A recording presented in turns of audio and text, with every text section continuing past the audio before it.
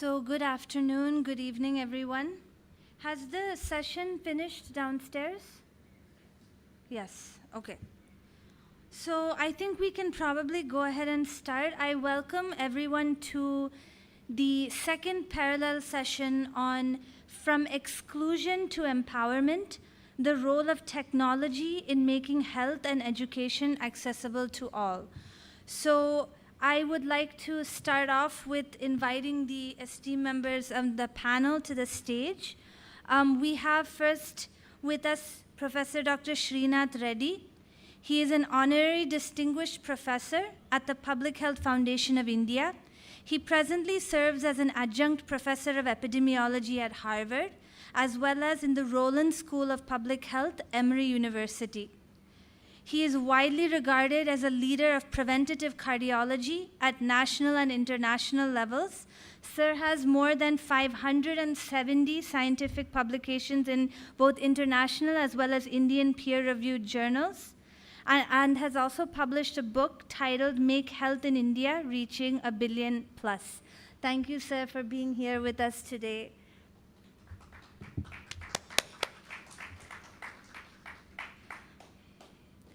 Next, we have with us Mr. Matthew Dayalan Chetty. Matthew Chetty is a seasoned African ICT for Development leader. He currently leads the e-government impact area at the Council for Scientific and Industrial Research in South Africa. The group has developed and implemented several information systems across South Africa to enhance government service delivery in education, healthcare, as well as rural development. He previously served as the executive director of the African chapter of AMD's 50x15 Foundation. Matthew holds a BSc in electrical engineering, and he's also managed an MSc in management of technology and innovation. Thank you again for being here. Next, I'd like to invite Lindy Wafula. She is the CEO of Village Ventures Kenya, a social enterprise investing in social innovation for rural development. She's also the founder of Project Africa, a nonprofit organization established in Kenya as well as Sweden to promote gender equality and empowerment of women.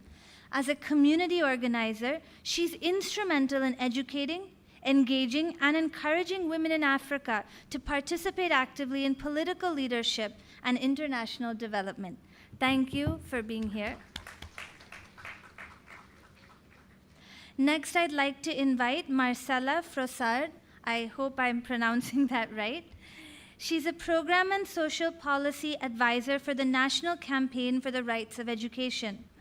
Interested in the fields of sociology of education, of violence, and of youth and public policy, she's a researcher linked to the Laboratory for the Analysis of Violence, the Institute for Research, Prevention, and Studies on Suicide, and the Group for Studies and Research in Sociology of Education.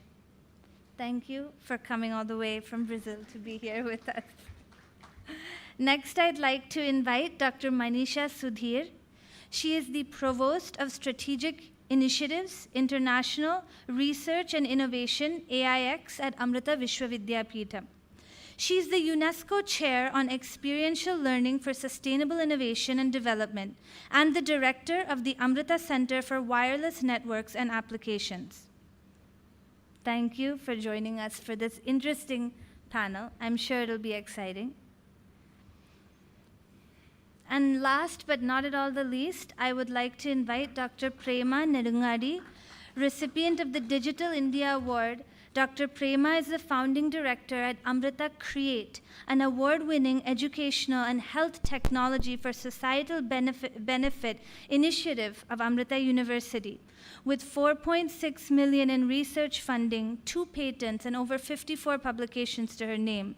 She's also the Associate Dean of School of Computing, Amritapuri, and National Coordinator, C20 India Education and Digital Transformation Working Group. Thank you for joining us for this panel. So, to start off, I'm the moderator for today, and I'm a gastroenterologist, purely clinical, and probably we are some of the biggest whiners when it comes to people demanding something out of technology. So I have no technology background, which is why I'm with all of you when we are going to ask questions to this panel of speakers. Also, I'd like to just make a small point. I know that we've had a lot of discussion about potential dangers of technology and how we need to have a lot of discernment, we need to have a lot of caution when it comes to innovation in the sphere of technology. We had an in-depth discussion of ChatGPT and multiple other issues in and around technology. But the fact still remains that technology is here to stay. And as a doctor, as an end user of technology, I can very confidently say that without technology, we cannot do anything. At this point, we can hardly treat a fever. And I am sure that I know Srinath sir here will know also from the clinical field, even though sir has done a significant amount of work in the public health sphere as well, as a cardiologist also, we are completely paralyzed without technology. And not only that, it is because of technology that the field of medicine, and I'm pretty sure whether you look at any aspect of life, education for sure, has grown leaps and bounds. So I think we will focus, I was just at a parallel session workshop with with Matthew just an hour ago.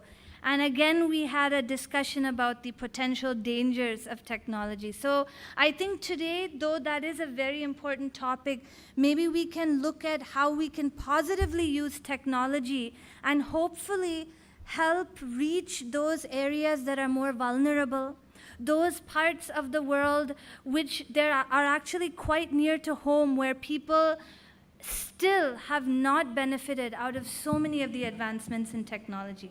So first, I would like to pose a question to Srinath sir. So you are probably one of the most well-known, that's true. So you're probably the most well-known public health expert in India. We, even as students, we have been hearing about your work, we have been hearing about your research, and we are so excited to have you here today. Unfortunately, you were in South Korea when we had the event in Faridabad, so we were robbed of the pleasure of your company. But based on your vast experience in the field, how do you envision technology aiding in healthcare accessibility as well as healthcare equity when it comes to LMICs, lower middle income countries? I'm sure you've done a lot of work in that area, so over to you, sir. Thank you, Priya. When you say that I'm the foremost expert, that's not really true, and that everything you hear is not true. So that goes for technologies as well, technologies in health. So let's look at the promise and perils of technology. But I'm coming from the perspective of an Indian, but also recognizing this is G20, I'd like to voice the perspective of the low and middle income countries, which constitute 82% of the global population and are host to the maximum number of poor persons in the world and have a huge rural-urban divide. And there is a problem of weak health systems or under-resourced health systems. And therefore, technologies do carry the promise of overcoming several of those weaknesses. But we have to look at where the potential problems might lie, anticipate them and ameliorate them before they start mounting up. So let me start by first describing where they can actually fill huge gaps. Firstly, they can fill the access gap by bringing healthcare to home or near home. They can ensure affordability. People don't have to travel miles to get the care. Then they can also improve quality of care by providing appropriate care through guidelines which can be provided, and it doesn't depend upon the limited judgment of one single person who is providing care at the point of contact. Then we also recognize they can support self-care and supported care, self-care by the person and supported care by the families. It ensures timeliness of care by cutting short delays. It provides continuity of care, and it provides comprehensive care.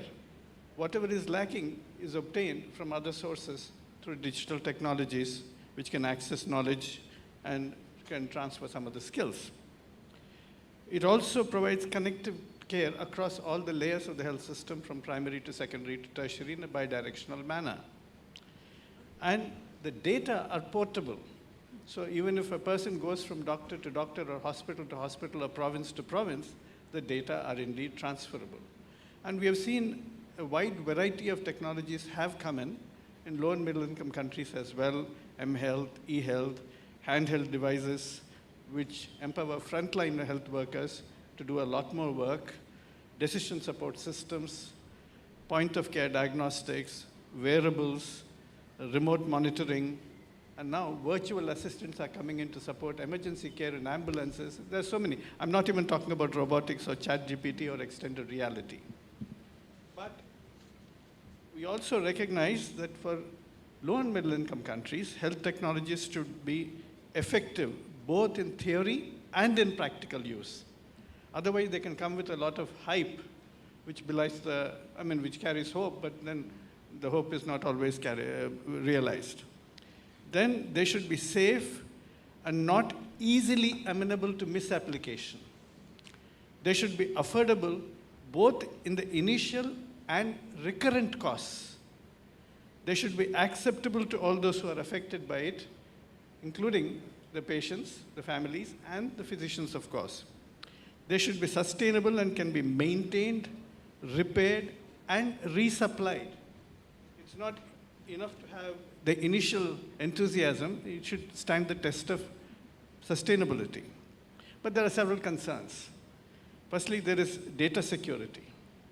And that can be a big problem in low and middle income countries without adequate checks and regulatory systems. Privacy and confidentiality can be violated quite badly. There can be clinical errors because lack of human interface, because the clinician's judgment is not entirely dispensable. And also, the socio-demographic features of the person or the community is not really taken into account quite often. And especially when some of the algorithms are imported from Western populations, there's a mismatch between data sets where the algorithms have developed and the patient population where they're applied, because context matters. Then counseling and comforting and healing functions of the medical profession may be lost. You can't always get an empathetic nurse replaced by an algorithm. But what we need is to enhance digital literacy among the beneficiaries, among the healthcare providers themselves, and this is not high at the moment in most countries, among other care providers, example, the family, and we need to ensure the availability and affordability of devices. There are three barriers. One is the literacy barrier, the other is the language barrier, and third is the learning barrier. Even if you're literate and know the language, if you do not have awareness of what the digital technology is, then you have a learning barrier. And these need to be overcome across the board. And we saw this in action during the COVID vaccination in India. Despite the admirable performance of COVID in terms of our vaccination, initially when we depended only on digital technologies, a number of people without access to digital devices or the inability to access them were lost out. So we had to ultimately go into having walk-in clinics, sending frontline health workers to homes to mobilize, and of course get them registered on COVID, but the digital gateways were not fully open for people to access. So we must recognize that as well. So what we need in terms of the civil society, particularly in low and middle income countries, is to try and enable the community members to overcome many of these barriers. what we need are Digimitras who can actually help in that manner. So we need them to support the community in accessing and utilizing the digital technology properly, and we need the civil society also to enhance the training. To conclude, I would say the challenges, even in terms of developing technologies within the low and middle income countries themselves, rather than importing them from outside, we have challenges we must overcome. There's a limited gap assessment, limited transdisciplinary engagement, suboptimal investment, fuzzy business plans, skill-up capacity in health workforce needs to be addressed, and the scale-up capacity in the health system needs to be addressed. And there is an uncertain demand for uptake and returns on investment, which must be addressed appropriately. So what we need is multidisciplinary technical expertise, private sector enterprise, public financing, enabling regulatory environment, public health management cadres, and building trust among health professionals and public. But the civil society has a major role to play, firstly in training across the board, in conducting research, particularly implementation research, and assessing some of the dangers that are arising in terms of inappropriate utilization, and also ensuring the research looks at needs assessment, the context issue, and implementation research, and act as a watchdog to see that proprietary science and predatory technologies are not invading the public health space and the health system space in low and middle income countries because of lack of adequate safeguards. Thank you. Thank you so much, sir. I think that was a very objective description of both the pros and the cons of technology when it comes to the sphere of healthcare. Digimitras, that's something that we will probably, that terminology hopefully will continue on. Along the similar lines, I think, Matthew, I'll ask you this question. So we had our discussion just an hour ago downstairs, and you were describing the healthcare system in South Africa. And it draws a lot of similarities with what we have here in India, wherein you have this divide between, you have the public healthcare system and you have the private healthcare system. And based on your experience and your work there, how can we harness the power of technology to reach the, you were talking far-flung parts of the country where nobody, neither private nor public, reaches those areas? How can we, especially being C20 where you have civil society organizations, how can we be instrumental in bringing this about? Yeah, thank you, Chair, and good afternoon, colleagues. It's really a privilege for me to be here. As the chairperson mentioned, I am from South Africa, but as you can see, I am also Indian, so it's really a privilege for me to be here, and I really feel like I'm back home. So just to give you a bit of a perspective from South Africa, when it comes to health and healthcare in South Africa, we look at health from three perspectives, really. The first perspective is the actual healthcare system, which is essentially made up of our primary, secondary, and tertiary health and institutions. We also look at it from the perspective of the burden of disease, and then thirdly, from the perspective of the social determinants of health. But I think for today's discussion that we're talking about technology and we're talking about exclusion, I'd like to just take a few minutes to talk about the perspective of the health system itself. And in South Africa, as you mentioned, we have really two parallel health systems. We have the private health sector, which essentially is for people that can afford to buy a medical aid, and that is about 14% of our population.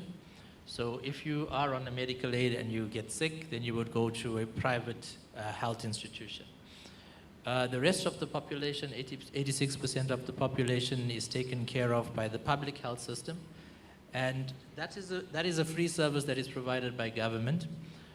But the problem that we have is that if you take our total expenditure on healthcare in the country, 50% of it is spent on the private sector, which only looks after 14% of the population. And the other 50% is on the public sector, which is taking care of 86% of the population. So you see the level of inequality, the level of the barriers in terms of access, the problems that we have with respect also to quality healthcare service. And this is something that we are trying to address in South Africa. We are in the process of implementing a national health insurance to get to a situation where we have better quality of healthcare to everyone, what we call universal health coverage. But of course, there are a number of challenges as well.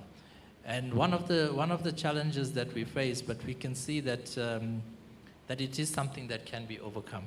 So especially during the COVID period, we found that if we are to get to a stage where we have a more integrated healthcare delivery situation in the country, it has to be based on an integrated information system platform, a platform that is being used by both the public sector and the private sector, that there has to be sharing of information between the two sectors as well. For example, when we had the vaccination program in South Africa, it didn't matter whether you had medical aid or not. You could go to any facility, private or public, and you could get vaccinated. So that removed that barrier. Of course, government paid for the vaccinations, but the private sector facilities were keeping a record of all the vaccinations that they were doing, and then charging the Department of Health for those vaccinations. It was all made possible because everybody was using the same IT platform, that the data was coming into the same place. Otherwise, we would have had big problems in terms of disputes with respect to the numbers itself. So I think that's one small example where technology, from a systemic perspective, can help to make sure that we can provide the same equitable service, irrespective of what people can afford and what they can't afford. So we're trying to build on that. Obviously, the national health insurance is something that is very controversial, and there are lots of different views and vested interests. Just last week, I chaired a session at our Presidential Health Summit where private sector is very reluctant to share their data with the public sector because they feel that that data actually has commercial value. And if they share that data, then other people are going to take their customers. So we have to get over some of these areas of distrust and have people working together for the common good. But I think from a technology perspective, for us in South Africa, and I think it's very similar in the rest of the continent, we need to get over this fragmentation that we have. And that fragmentation persists not just in terms of public versus private. We also find that one of the biggest problems that we have from the information system perspective is it's also fragmented. So if you go to, we did a bit of a benchmark exercise about 10 years ago, and we found that there were close to 50 different health information systems deployed in the country. And none of them share information with each other. In fact, you may be in the same hospital or the same facility, but you go to a different part of the hospital and then you have to re-enter all of your details as well. And that's just your basic demographic details. Insofar as clinical data, there is absolutely no sharing of data whatsoever. So there's no electronic health record, even though certain facilities may have your patient record. So these are some of the areas in terms of interoperability that we need to look at. We have made some strides. We've in fact, published what we call the Health Normative Standards for Interoperability in 2014, updated it again last year. So there is a technical framework that gives a prescriptive list of standards that health information systems need to abide by.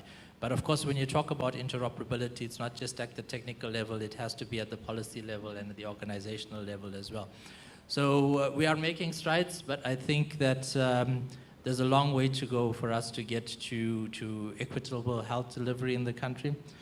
But one thing that is for sure is that it cannot be done. We will continue with this fragmented way of doing things and this inequitable way of doing things if we don't have a common information platform or information systems platform. I think I'll stop there. I can talk for a long time, but I think let me stop there, and I think I've hopefully raised one of the key challenges that we're facing. And you know, that problem persists in the rural areas that you're speaking about as well. And it's just exacerbated there because in addition to not having interoperability in those areas, most of our health processes in those areas are still paper-based. Yeah. And so then, you know, you get to the situation where somebody might go to 5 clinics in the same day and collect medication at those 5 different places, the same medication, without the health system knowing anything about it. So, and that's happening. We have a term for it. It's called drug shopping. So we've used, over the last 5 years, we've implemented a system called the Health Patient Registration System, which is deployed now in over 3,000 clinics in the country, which registers every single visit that a patient makes to a health facility.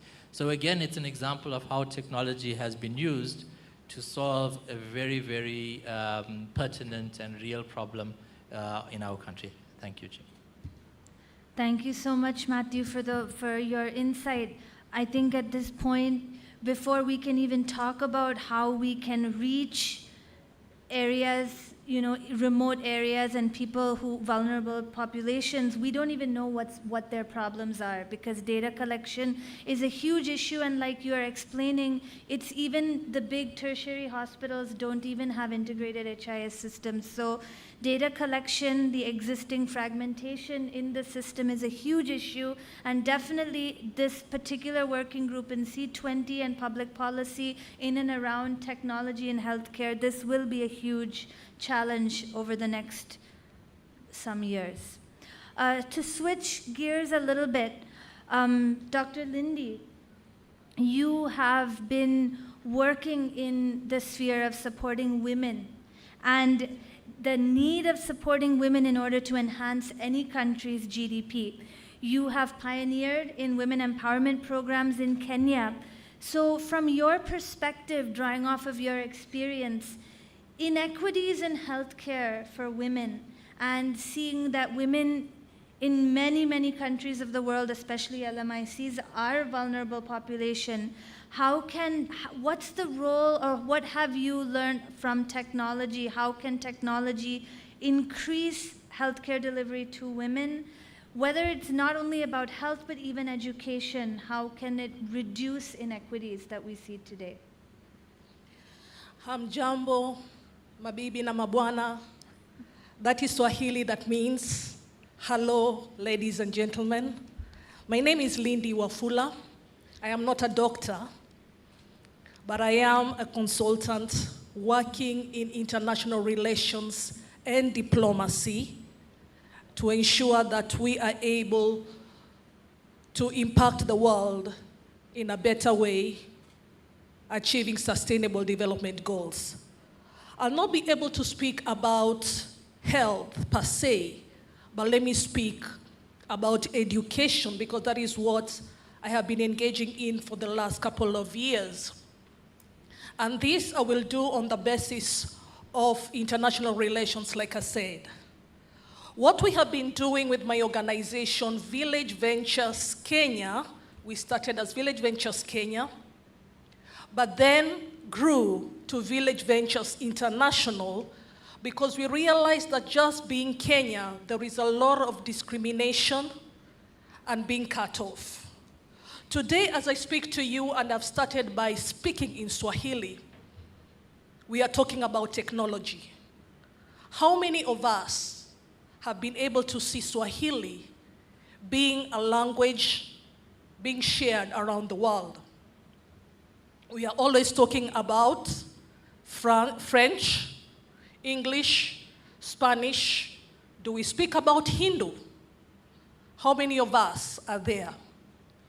Well, as I speak about diplomacy, I have been able to travel around the world to different countries, especially in Scandinavia. In Europe, I've been to France. In Africa, to a couple of more other countries apart from Kenya. And one of the things that we have been doing at my organization is to encourage use of technology to strengthen global village or to strengthen global relationships, making sure that we can be able to see out of us. We are talking about non-profit organizations and social entrepreneurship. But at the end of the day, what all that means is cash and kind. When you talk about cash, we need funding. When we talk about cash, we need to making sure that we have the resources to be able to work. We need space for work. When you talk about kind, we are talking about the gadgets that we are using. We are talking about, like I said, language. But also, we are talking much more, making sure that we have volunteers who can work with us in our villages where many of our people are excluded. Many are the times that we think of it and say we just want to go to Europe, we want to go to America, we want to go to Canada. How many other people want to come to India and be volunteers? How many people want to come to Kenya and be volunteers? We have realized that by working with organizations, especially through social entrepreneurship and going to universities and vocational training centers, there are those who would like to volunteer to come to the villages, but then they do not have the experience or they do not have the know-how of how they can come to the villages and share with us the skills that they have. So with my organization, Village Ventures International and Project Africa, we have been to Scandinavia encouraging schools and colleges to send students who want to do their practice or practicals to come to countries like India and in Kenya and other places, and they can share the skills that they already have and the tools that they already have. If a student from Sweden, for instance, Malmö University, where I've been able to do my master's degree in international relations, media, and human rights, we have been able to see that quite a number of the students want to travel to Africa. But they don't want to come as volunteers, they don't want to come as tourists. They want to come and work, share the experiences that they have with others who do not know. So we say, why don't we encourage volunteer travel, which is called volontaresor in Swedish. And they pay for it. They are able to pay and say, can we go to Kenya, in the villages of Kenya, in the slums of Kenya, and share the skills that we have with those who do not know. Many have been able to travel to Kenya through that line. They have been able to come to Kenya just because they have seen through the media, through the news of how Kenya is. And many people, just like Mama was saying earlier in her presentation in the morning when we were with her in that session, she says it is about sharing love and compassion. Out there, internationally, in different other countries, there are people with a lot of love and compassion, but they do not know how they will get to the slums of India and the streets of India to come and share the skills that they have with us. We need to start opening up. How do we do that? We've got to use technology. You who is able to go to the internet and have social media, you have social networks, how are you using that? Create friendship. When we were young, many are the times that in our schools, our teachers will tell us, do you want to find a pen friend? Go to the media, read in the newspaper on Sunday, and you will see somebody has written and said, I'm looking for a pen friend in Kenya. Use that now. Create friendship, open up, and start inviting people to come to us and sharing with us what they have. Many have the skills. Many have the tools. Many are willing, even right now, by being remote, workers in their kitchen, in their sitting rooms, with their websites, with their Facebook. They are willing to work with you and to work with others who want any skill and tell you this is how to do it. But how are we using it? We've got to start opening up. For us as Project Africa, again in Sweden, one of the things that we've been able to do is to go to schools and use platforms like Facebook, for instance, where somebody says, I have an old laptop, I want to throw it away. Or can I give it out? We have companies that have been able to probably even have pens that they had for their Christmas or for whatever event they may have, but they don't know what to do with them anymore because the brand has changed. They want to throw that away. We have media people who have computers or they have cameras. They are saying, this is too old now because it has changed. I want to go for whatever other brand that looks to be stylish. Let me take away the Sony Ericsson that is now just about buttons. I want a smartphone. Where do I take this? So we encourage them and tell them, give them to us. We will take them to Africa. Give them to us. We will take them to India because there are people there who will still need this that you are seeing to be manual gadgets that you do not want to use anymore, but they will want to use them. With that, they learn new skills.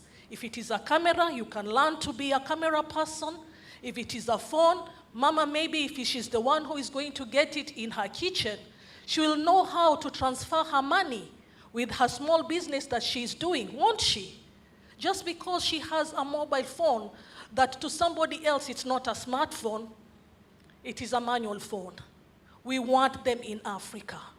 So what I have been encouraging more of organizations, corporates, individuals who want to volunteer and to do other things, we tell them, give us the gadgets, we will send them to Africa. But the problem then becomes, how do we ship them to Africa? It is costly, very costly. How do we ship them to India and other places that are of need? But then we look also at it and we say, even if they give us the gadgets that seem not to be working, let me bring it to India for you who is an engineer and a technician. Repair that gadget and you already have something to use, won't you? That is how we look at it. We can encourage many more people to come to our countries now. Let us now be the ones who are welcoming more and more and saying, come and work with us with whatever skills you have. We got a funding from CEDA some time back, the Swedish International Development Agency. And they gave us a funding saying, if you can find a partnership between a school in Sweden and a school in Kenya, we are ready to give this funding where teachers and students from Sweden will come to Kenya. They want to come and learn Swahili and learn some culture and learn how we are living. And they will share their driving skills because it was a driving school. They'll come and share with us. And we will take the school in Kenya that has partnered with the school in Sweden. And we will send them also to Sweden to go and see how Sweden is, learn the culture, and learn from there. The exchange program was very successful. We were able to see that if we can use diplomacy and international relations in a better way, see how we can use our culture, see how we can use our talent, we are able to live as a people together in a global village. That is why for us now, we are encouraging you, let us look at that language that we are speaking, don't despise it. That Swahili Lindy is speaking, don't despise it. Let us start teaching to the other end. They need it. They need it. They need it very well. And if we can do it together with a lot of strength and power, we'll be able to do so much. Let me share just one more thing as I conclude. One of the things that we are looking for right now, we are saying, how do we use technology to make a difference? Right now, we are talking about remote work, hybrid work, online work. Like I said, somebody is sitting in his kitchen, probably in Stockholm, doesn't know what to do, but because you are his friend, they are willing to share with you some knowledge and some skills. But there is a risk. There are so many scammers. We have to be very, very careful. There are many out there who do not even know that they can trust or we can trust them. Be careful, and be careful. I will share more as we go on because I believe that it is our time now to be the difference and to make a difference. Thank you. God bless you. Thank you, Lindy, for sharing the incredible work of Project Africa. Also, for sharing with us the power of a CSO and what CSOs can do when they rally together. We have a lot to learn from the experiences that you've shared. Next, I'd like to pose a question to Marcella along the same lines of education. Your work is essentially on the integration of healthcare and education in public policy. You've also worked in the area of youth education as well as mental health. So from your experience, what's the takeaway on how we can utilize technology positively for societal benefit? And also a question to you on how can, as CSOs, where is our role in public policy in these areas? Okay, thank you. Thank you for all to be here. It's really nice to see young people and especially young girls here. And I will talk about Brazilian campaign for the right to education and the work that we are doing there. So first of all, I think it's very important to say how is the education and the healthcare in Brazil, because we have the public system for education and for healthcare. So there is no problem if you are not Brazilian or if you don't have documents, if you need to go to school or if you need to go to the hospital. It's possible because it's public, so they will receive all the people. And the problem is the quality, because it's different from the private sector, but you can have vaccines, surgeries, and healthcare from different things to do. And the education, all the phases of education, since you are a child until the university and research and science and technology, it's public too, because we have public universities and they are stronger than the private universities.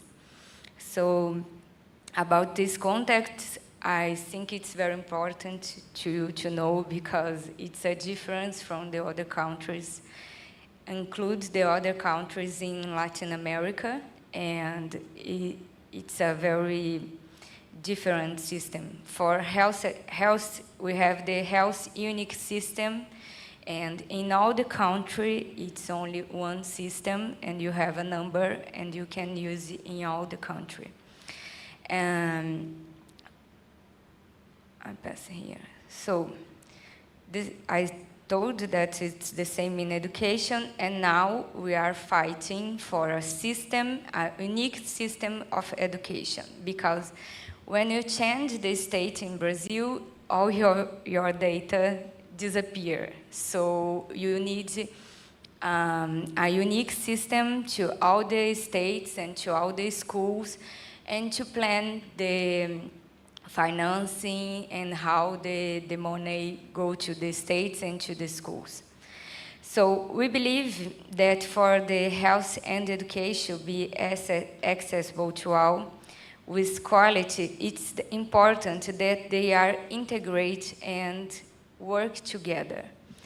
During the COVID-19, Brazilian campaign worked with healthcare CSO, and it was very important to guarantee that the children and the students for all the country just went back to the school when they have the vaccine. The vaccine for a lot of disease is free, and you can take this in the healthcare, in the public system.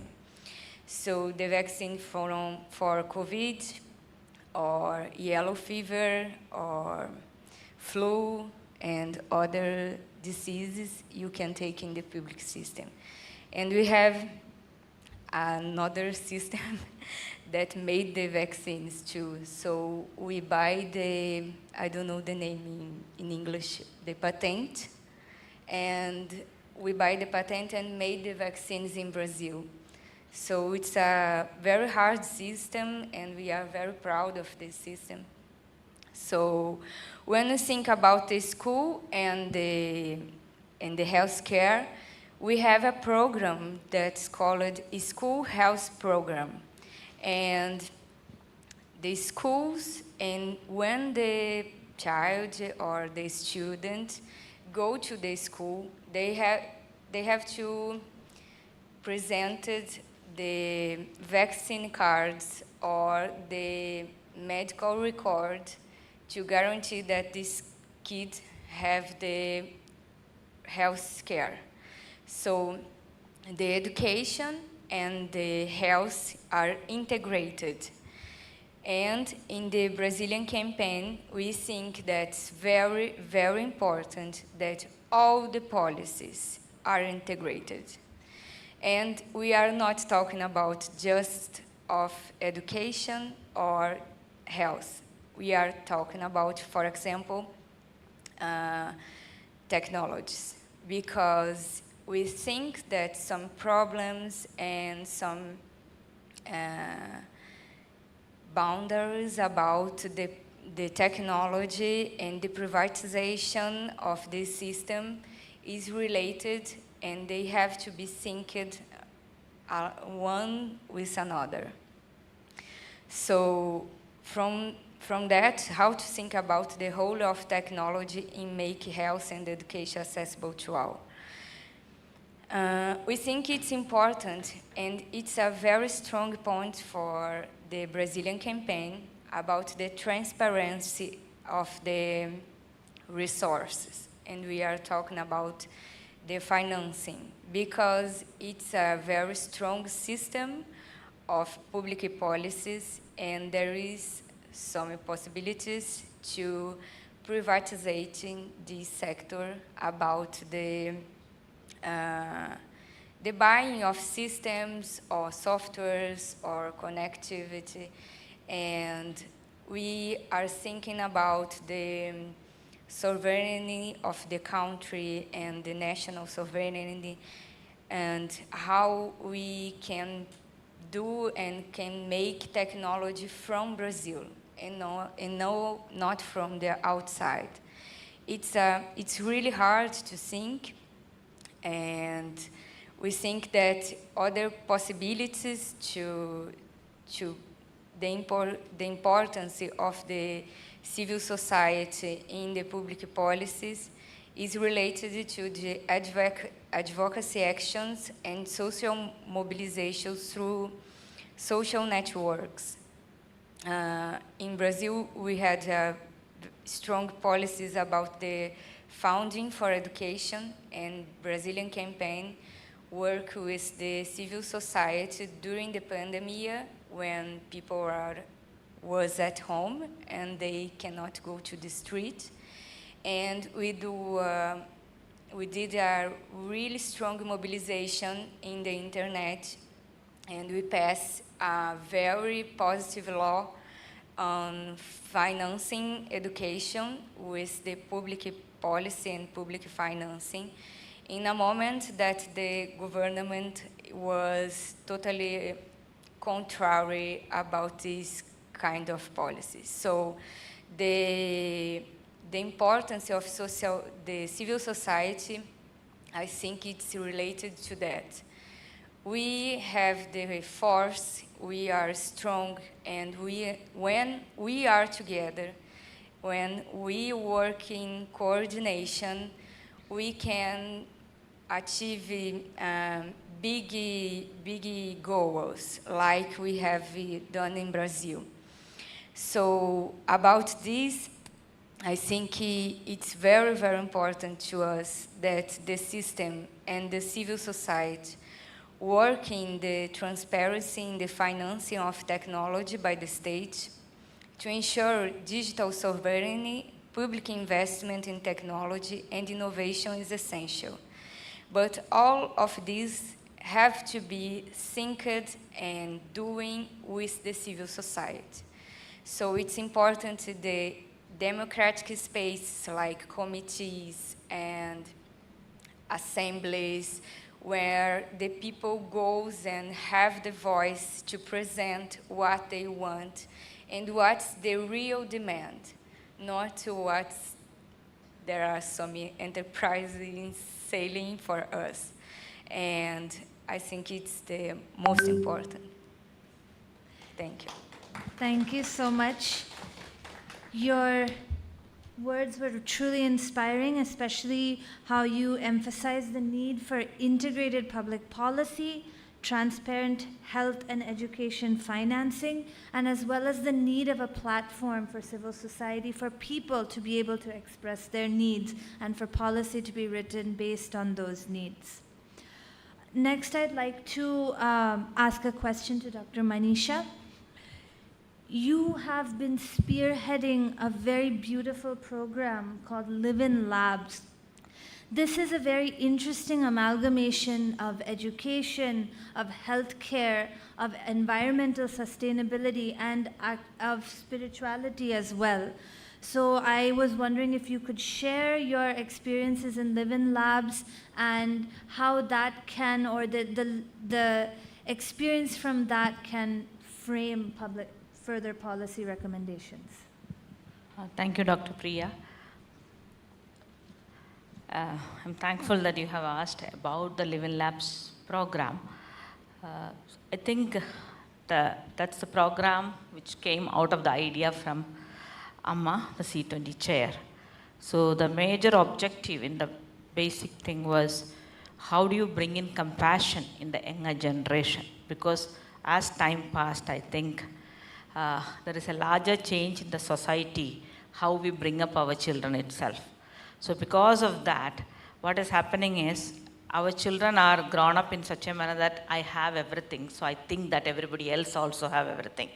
So they are not knowing a society which still struggle to make their living, everyday living.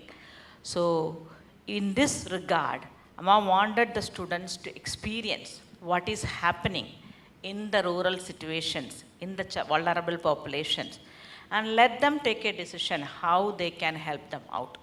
So what does it mean? It's majorly, and at the same time, when you look at the university perspective, every year, millions of students are graduating. Then every year, like 30,000, 50,000 products are coming in. But almost 90% of products, we don't see them sustaining in any of the way which we want. It's not the innovations are not good, but why are they failing? Nobody is looking into that also, because these are the students who are going as the future generation. So how do we make sure also our energy which we put in building these solutions with some objective, how do we make sure that that also is made successful? That means you need a different cadre of youth who is able to understand the needs. Like everybody, we knows that at home, normally like there are a lot of students here. At home, if your parents, like your father, try to buy a sari for your Sari is the dress from India. So sari for your mother. If he just buys and give, I think there will be a challenge there because they will have a lot of requirements which naturally husband will not understand and there will be a challenge. Now let the husband try to buy another sari for his sister, that is your aunt. That will be another set of requirements. So we can see this failure happening day to day in our home. But we forget the same failure we will face even in the society. And we think that what I am thinking is right and we try to take forward and try to build solution. That's where the smallest linkages which you need, you miss it and then nobody takes forward. So this Live in Labs program, what it is giving is, you give the opportunity for the students to actually go to the village, live in the village.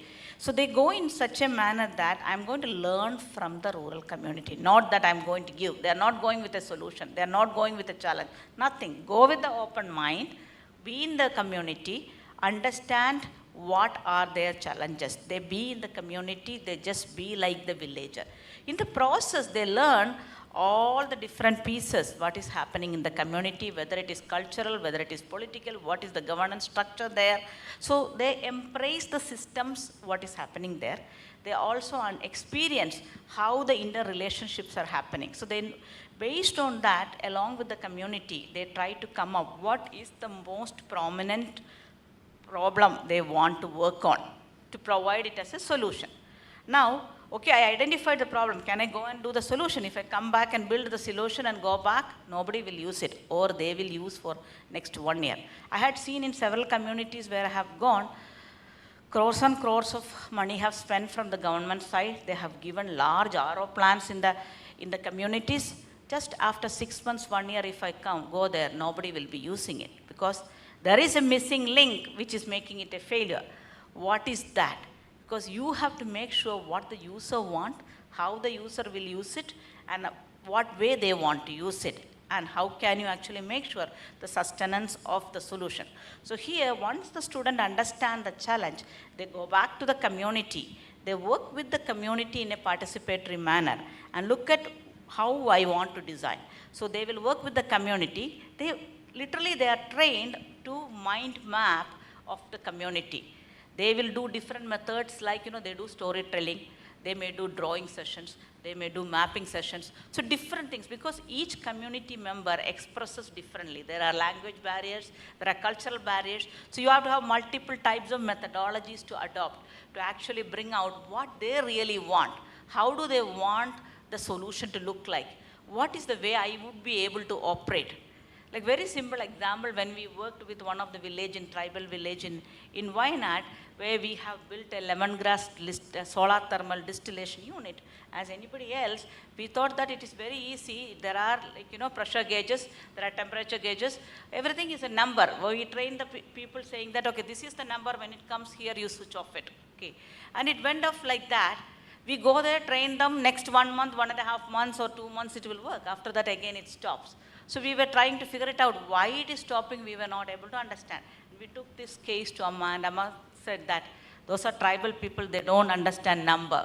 You go back and put in color. Go and see which are the color they are familiar and which color they actually connect to which action. And then we went back into the board, worked with the community and understood, okay, red means this, yellow means this for them. Because for us, it is a completely different choice. Then the whole system had to be color coded. From then onwards, it will work fine. So these intricate details, unless you are in the community, you are not able to understand. Thus, they co-design. And it doesn't finish that. I co-design and I build a solution there. Who will operate it? Who will maintain it? There are a lot of maintenance. Can always Amrita University provide the funding? No. So you have to bring them, we have to empower the community. That was the basic aim of the whole program. So there is a business model that needs to be brought in. So when we worked on water solution, where we were working in the communities, looking at providing clean drinking water solution, in some of the communities, panchayats were very strong.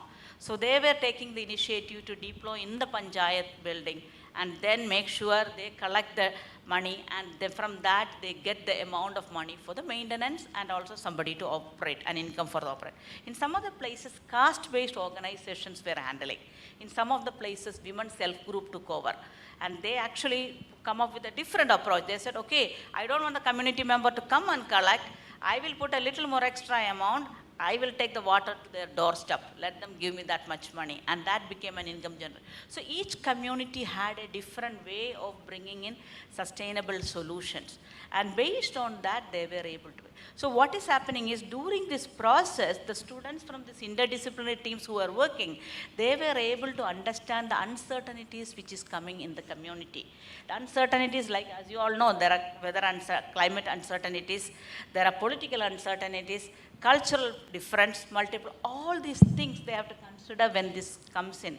And it is a very good learning for them, so that tomorrow when they go outside of this university, they will be able to think in all the perspectives before they build a product, rather than just go and think that I have a good idea and I'm going to do it. I think that perspective is what we were trying to change, and at the same time, bring in the compassion. It is not driven by profit motive. It is driven by the compassion motive. So because of that driving force, students tend to work harder, and also it builds the trust in the community.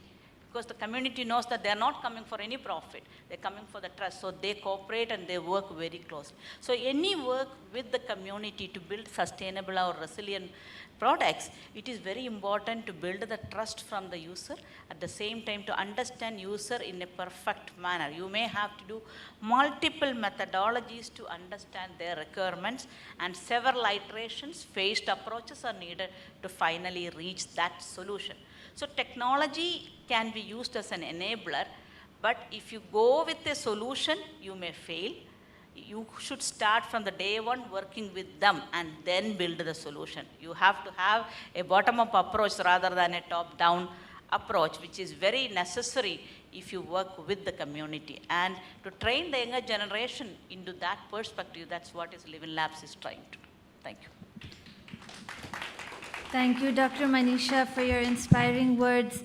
The fact remains that the darkness in the human mind is what reflects as dangers in technology. So Amma talks about youth needing to be fostered in the right way. She gives the example of a culture petri dish. When the culture is conducive for growth, bacteria naturally grows. When youth are put in a conducive atmosphere, compassion is something that is inherent with all of us, but naturally arises. So the Living Labs, like Dr. Manisha described, is the perfect petri dish to awaken that compassion within youth. And I hope that we can find a way to translate that into all programs in the future. Dr. Prema, your work has been in harnessing technology for enhancing holistic education. So what do you feel is the gap in our existing education system that can be bridged via technology, and what's your experience been in that field? Namaskar. Thank you, Priya. Exclusion, marginalized populations, low resource languages, persons with disabilities, lack of devices, digital literacy, lack of digital literacy, also the inability to use technology and intermittent internet. So all of these can contribute to the digital divide. And my journey in inclusive technology started 10 years back when the C20 chair, Amma, adopted 100 villages. Amma asked us to look at the education technologies at the villages and use tablets. I actually thought it would be very easy. You know, we had built so many technologies and they had scaled nationwide. We just had to port it to Android tablets. That was a big misunderstanding for me. And actually, we started some of the work and then went to Amma. And Amma, said something very simple. She said, when we were children, we learned to write on the sand. So they learned to write the alphabet on the sand. And so we came back and said, okay, so we need to write on the Android tablet. And then we realized there are many Indian languages. And there is no internet. So what Amma was saying is we needed to make machine language models where character recognition is used, direction of writing is used, and in all these languages, and with the low footprint of Android, because there is no connectivity to server. There were no large language models. And so that's what we actually had to do.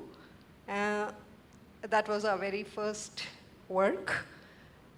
And it was used in all Amma's adopted villages.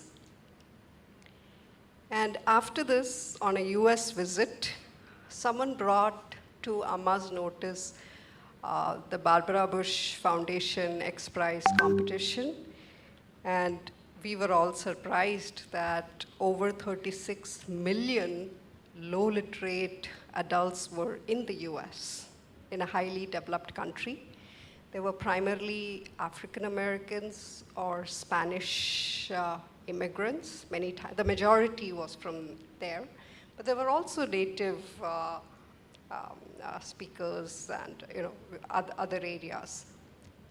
And so Amma asked us to work on this, and it was quite challenging because you're working from India and you're working for the US, but it was also an opportunity because we could build something and X Prize would do all the field testing. So they would enroll the users for all the semi-finalists' apps, and they would take them through a one-year evaluation process.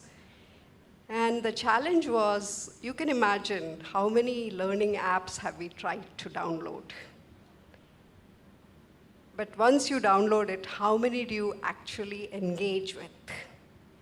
So when you're working with adults, it's very different from you have students in the classroom and you make them do the work and using a tablet, and at the end of a few months, if they have used it consistently, there would be some improvement. Here, we also need to worry about engagement, that they want to use it. And so we had a Spanish educator with us, and there was a lot of psychology that goes into such things. So for example, we had 2 tracks, one for the Spanish learners, one for the African learners, Americans, and we decided to go with a series of stories. So it was all series of stories, but in between there would be factual or science or other topics, so that the motivation is there for them to keep reading. We used characters that they would be familiar with. We even did things like, a very popular sports star. You make the characters resemble them slightly so that, they want to look at them. And so the whole idea is, how do you make it engaging? And the culture, the context. The second part was, you're working with somebody very low literate. So what we found is the Google navigation was too difficult for them. And we had to make the navigation so easy. There was some color coding, there were icons, images, there was even audio in either Spanish or English. So if you can't read, you listen to the audio and you move on. And we used natural voice because the computer voice was not good enough. And there was a lot of feedback, and then there was also, they would get alerts on their phone, you have done well, or you haven't used it today. So that engagement of making sure they kept using it. And actually, at the end of the 1 year evaluation, we made it to the semifinals and then the finals. And after the finals, we were selected as the top 4 that actually showed improvement in both the groups. So that was, and everything we learned there actually came from our work in the villages. In fact, it was, in the villages, you're looking at a different script. At least the Spanish was, the same English script. So it was slightly easier, but there was difficulty because in the villages we were with them. Here we are away from them. We don't know who they are. We didn't have their names. So XPRIZE, when they took a user, it would go through an app which would randomly assign them to one of the finalist apps. And then there was a pre-test that they did, there was a post-test that they did, and they also wanted all our logs. So they looked at that. And so that was a very interesting experience. We were the only app from outside the US to have made it to the finals or the top. And after that, we have also been looking at disabilities. Again, with disabilities, there's a lot of challenges because one thing we are looking at Indian languages, but even for English, you look at somebody who has speech difficulties. Can you take their speech and make it so that someone else can understand? So that's an example of a project. Another project would be someone with dyslexia. They cannot read. But actually they may communicate very well. And we try to do something in Kerala for Malayalam. And when we thought we'll build tools for dyslexic students in Malayalam, we found there are no tools. And then we found we really need to understand the language because we need to understand the complexity of the language. The complexity of Indian languages in terms of orthography, morphology, phonology is not similar to English at all. There are many differences. And only if you understand that, you will understand the mistakes that a child makes in reading, the cause of the mistakes, and how you can do the intervention. So even before we had a PhD scholar who wanted to do this, and then he moved and did the background theory building of why Malayalam is difficult. And only now we can move to the next step. So those are some of the kinds of research that is happening for the disabled. Even if someone is blind, either it is too expensive or it doesn't work for the Indian languages. So again, in the context of non-English or the more high resource languages, there is a lot that needs to be done. And then we also have some health projects which Priya asked me to talk about. Technology projects, both for medical and also for Ayurveda. What happens in India is a lot of government colleges cannot afford the high-end mannequins. So there'll be a very limited number of mannequins. And you can have medical simulations support the skills lab. The difference here would be that it had to be medically accurate. All the images, all the audio, all the virtual patient, everything had to be medically accurate. And so it was a lot more complex to do this than to build our science virtual labs, for example, where you just look at a machine and you know the input and the output are always the same. It was not like that. And after this, now we are working with Ayurveda. So we're working on a couple of things. One was Ayurcell, and there are very few Ayurveda cases online that are validated. And so the first project was a platform where Ayurveda doctors who have, experts who have validated cases can use this platform to make their case studies easily. So they would have the case studies, they might have a graphical abstract, and then other doctors could query on this and learn from it. So there are already, I think, over 100 cases, and we are soon moving on to more. There's a next level of funding coming into that, and that's a very valuable resource in Ayurveda where, Ayurveda we all know works, but then the scientific proof of that has to come in to show to everybody else that it really works. So that is one project. The first phase is complete, and the enhancement is going on. There's also a similar project for Ayurveda simulation, like the medical simulation. I don't think there's anything like that yet out there. However, because at Amrita, we have the Amrita School of Ayurveda also, and so we're able to very closely work with them. And while building this, there was a lot of challenges just in defining what should be done. What is the protocol? If you look at the North India Ayurveda, it's different from the South India Ayurveda. So we have a collaborator, Gujarat Ayurveda, which is a national institute under Ayush Ministry. And we are working with them, so the initial thing was just getting the protocol right. And now that we've got it right, we've built the first couple of virtual patients on that. And finally, we also have a USAID funded project, which is for frontline health workers, where we have built about 36 cases in emergency medicine and also COVID pandemic type of respiratory diseases, and a couple of them are with virtual reality. It's just starting to get scaled in different states through a hub and spoke model. Most of the hubs are government hospitals such as AIIMS Delhi. And the spokes are the more rural areas, and they're all using our technology to do the training. Thank you, Dr. Prema, for sharing your journey with us.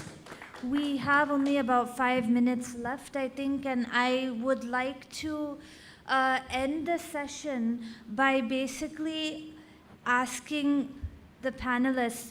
Basically, this year, the 3 countries, or the Troika as they call it, are all LMICs. So this is a unique opportunity for the C20, and I'm sure the G20 as well, to really put out policy packages and hopefully start what is announced this year may only come into fruition after some years, but basically to turn towards countries that have a significant amount of their population still living in significant poverty. So I would like to request, I am representing the working group, C20 working group on health. Dr. Prema represents the C20 working group on education, and Dr. Manisha represents the C20 working group on sustainable and resilient communities. So the rest of the panelists, now that we are embarking on this journey of doing the final policy write-up, what would be your advice when it comes to the role of technology in health and or education? What would you say would be your closing remarks or your summary of what you would advise in this particular field? Dr. Reddy? Well, for me, what I think, what I think should be done, even as we are going to the G20, we are in the C20 right now. I am encouraging universities, technical schools, primary schools, secondary schools to find partners. For me and Village Ventures International, what we are doing right now, we are looking for scholarships. There are universities out there that are willing to invite any of you who are willing to go out and study, and they will sponsor that. So we are applying on behalf, especially for the women in Kenya, for the girls in Kenya who have done their studies well. I apply on their behalf. I say, I want to be a people's ambassador. Let me apply for those studies through Village Ventures. They reply back to us. Maybe some of these ladies do not even have emails in their homes. So we use our email, Village Ventures International, to be able to reach out. And when responses come back, we are able to connect them with these opportunities. I will therefore ask, I would like to see Amrita also opening up and saying, can we have scholarships? We want to see our own people studying amongst ourselves, even in the community. We did a project called Lady Mechanica Project, where we trained women as lady mechanics in Nairobi. Where did we put them? In garages, where there are men who can train them. And they did a very good job. So let Amrita open up. I will work on my behalf, go to Malmo University, go to Stockholm University, ask, can we have partnerships? And if you can take students from here, whatever they can be able to do, let them do it. If we can get students from Sweden coming here, they will learn from us. We too have the talent and the skills they need. Thank you again. Thank you so much. Dr. Reddy, closing thoughts, remarks?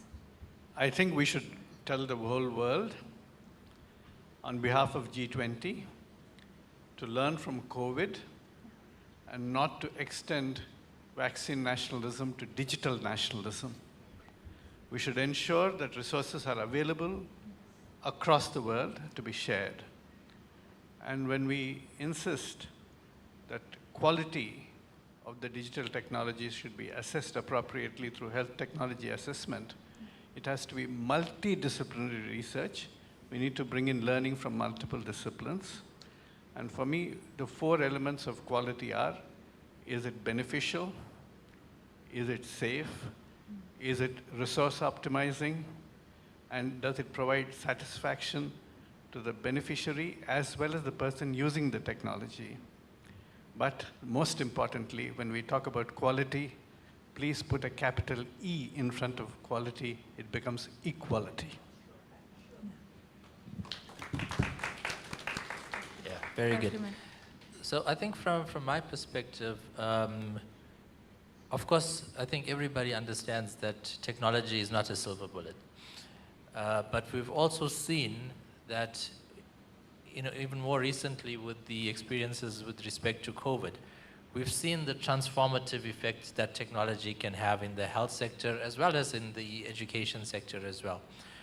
And one of the things that came out very clearly, I think, throughout the day today is that we need to make sure that everybody has benefits from these transformative effects.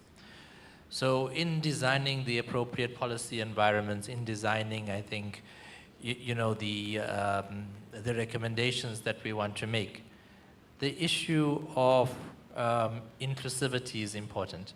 Technology also has the potential, as we've seen in the past, to kind of create divides, the haves and the have-nots. So I think we must be very, very, very adamant that we don't want to exacerbate that there needs to be inclusivity in terms of the positive impacts that technology can help. And I think we also must be frank to say that that's not going to happen automatically. It's going to need investment, because the reason that these divides are created in the first place is because your normal economic and commercial forces don't cater for those people. So we need to be serious about investing if we want inclusivity. So that's the first point. And I think, if I can make one last point with respect to specifically in the healthcare environment, the colleague spoke about the bottom-up approach, which is critical. But I think with respect to healthcare, we even need to go one step further. And in every program, in every system that we design, the actual patient needs to be at the center of it from the beginning. So whatever we design should actually be thinking about how does this provide benefits to the patient, and then from there, secondarily, to all the other stakeholders involved. If we don't take that approach, we're going to end up with these top-down systems that, yes, at the end of the day, we've seen very often that they just don't become used. Thank you. Marcella? Thank you. As I said before, I think it's important the organization of an investment in technology and connectivity for education plan with multi-stakeholders and governance with emphasis on the participation of civil society and the development and implementation of changes that work to ensure the transparency of these investments and ensure that the public resources are invested in the public school and the public healthcare without the mediation of private third parties. So for us, it's important to encourage a deep debate with society involving international actors for the regulation of digital platforms. So for Brazil, it's very, very important at this moment because we are living with no regulation in the internet and the technology area, and we are facing some kinds of violence, especially violence in the schools. And for us, it's really important that the civil society and all the partners and stakeholders are thinking together how to do technology and the investments and the integrated public policies with some kind of transparency and the regulation and something that the people are participating and thinking about that. So thank you. Thank you so much. So I think with this we come to a close. On behalf of all of C20, the Technology Security Transparency Working Group, all of the rest of the working groups, not only those of us on the dais, but all the other C20 working groups, all of your input, your suggestions, and your experience sharing will definitely be of immense benefit to all of us, and I hope that we can do justice as we complete this process of writing up policy suggestions. So thank you all for coming from all over the world to be here with us through these few days. Thank you again and have a great evening. Thank you.